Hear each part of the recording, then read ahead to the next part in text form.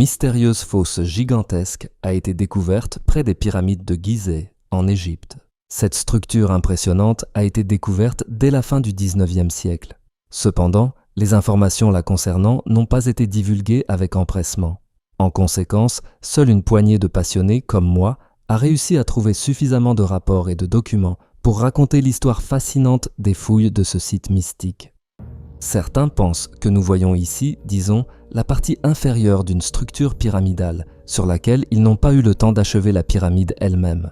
On peut voir ce lieu dans le film « La Terre des Pharaons », réalisé par Howard Hawks en 1956. En 1964, la pyramide est devenue une zone militaire restreinte, et les fouilles y sont interdites depuis lors, et très probablement pas par hasard.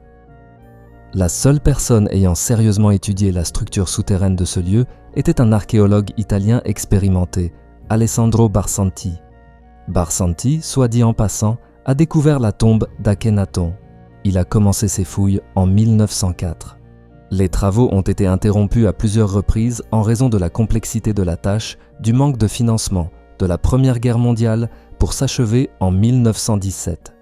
Barsanti est mort avant d'avoir pu découvrir la vérité, au sens propre comme au figuré.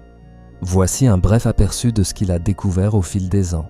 Le couloir descendant mesure 100 mètres de long, 25 mètres de large et 30 mètres de profondeur. Au bout de ce couloir se trouve une chambre souterraine. Des lignes rouges verticales ont été trouvées sur 2 murs.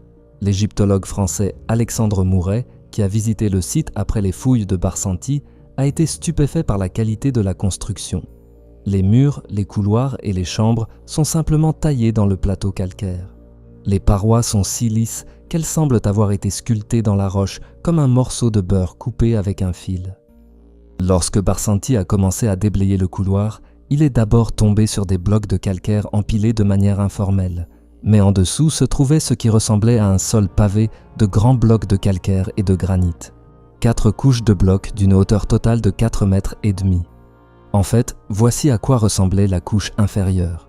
Qui a créé une construction aussi dense de dizaines de pierres au fond de la fosse, et pourquoi? Qu'est-ce qui se cachait en dessous? Le plus gros bloc pèse 43 tonnes et le plus long mesure 4 mètres. Tous les blocs de granit étaient très soigneusement polis.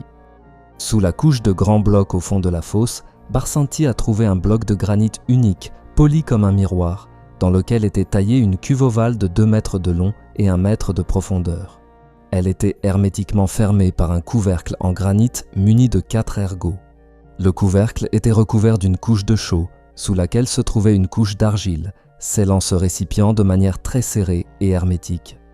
Barsanti lui-même a écrit « Il semble que ce soit ce bloc que les bâtisseurs voulaient vraiment cacher au plus profond, avec toutes les autres pierres.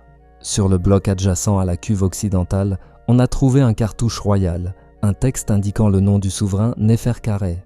Beaucoup pensent qu'il s'agit du nom d'un ancêtre mythique des premiers dirigeants de l'Égypte. » Bien sûr, Barsanti ne regardait pas de films d'horreur hollywoodiens et il décida d'ouvrir le mystérieux récipient en granit qui ressemble à un flacon de parfum géant. Citation : « Toutes les précautions prises me permettaient d'espérer que le contenu s'avérerait des plus précieux. Mais j'ai été de nouveau trompé. Lorsque l'intérieur du récipient s'est révélé, je l'ai trouvé complètement vide. J'ai seulement remarqué que les parois étaient recouvertes d'une bande noire de 10 cm de haut. C'était probablement un sédiment très fin d'un liquide qui avait été versé dans la cuve et s'était évaporé au fil des ans. Certains de mes compagnons ont suggéré que ce réservoir était un sarcophage inutilisé, mais je ne le pense pas. Le soin avec lequel il était protégé prouve qu'il contenait quelque chose, et la patine noirâtre indique la nature de ce contenu. S'il avait été vide à l'époque, il n'aurait pas été caché sous une masse énorme de blocs. » Fin de citation. Les blocs du sol étaient étroitement et logiquement reliés, comme un puzzle irréel. Regardez bien ceci. Sous la première couche se trouvait la couche suivante de blocs, et l'ensemble descendait à une profondeur qui nous est inconnue. Barsanti a passé des années à essayer d'extraire ces blocs un par un, tentant de résoudre ce puzzle et d'atteindre les chambres qu'il pensait se trouver sous les couches de roche. Au total, il a extrait 426 tonnes de pierre. Un jour, après une forte pluie, la fosse a été inondée jusqu'à une hauteur de 3 mètres. Vers minuit, le niveau de l'eau a chuté brusquement à environ 1 mètre. Barsanti a compris que le haut s'était engouffré dans des tunnels souterrains assez vastes pour contenir 380 mètres à 81 mètres cubes d'eau. Alessandro a tenté de toutes ses forces d'atteindre ces cavités au cours des dernières années de son activité, mais il n'y est jamais parvenu. Beaucoup de gens pensent qu'il s'agit d'une pyramide et en ont même trouvé la base. On parle si peu de cet endroit, et pourtant il nous a déjà tant appris. La maçonnerie au fond de la fosse a été réalisée avec tant de soin et de précision pour une raison précise. Il me semble que cette fosse était un immense réservoir pour stocker l'eau, et les lignes rouges servaient au de mesure pour son niveau. Barsanti lui-même a déclaré que le bloc de la cuve lui rappelait un bouchon. Il est tout à fait possible que les blocs inférieurs et les blocs supérieurs aient été empilés à des époques différentes. La mention de Néferkaré sur les blocs inférieurs nous renvoie à une époque d'il y a plus de 6000 ans. Les chercheurs pensent qu'il s'agissait simplement d'une chambre funéraire à vocation rituelle. Mais qu'en pensez-vous? Partagez votre avis dans les commentaires. Quant aux possibles applications techniques de ce puits, je les aborderai dans une vidéo séparée sur les pyramides, qui sortira certainement sur cette chaîne à l'avenir. Pour vous intriguer, je dirai ceci: les pyramides de Gizeh ne sont pas situées à proximité, en surface, sans raison.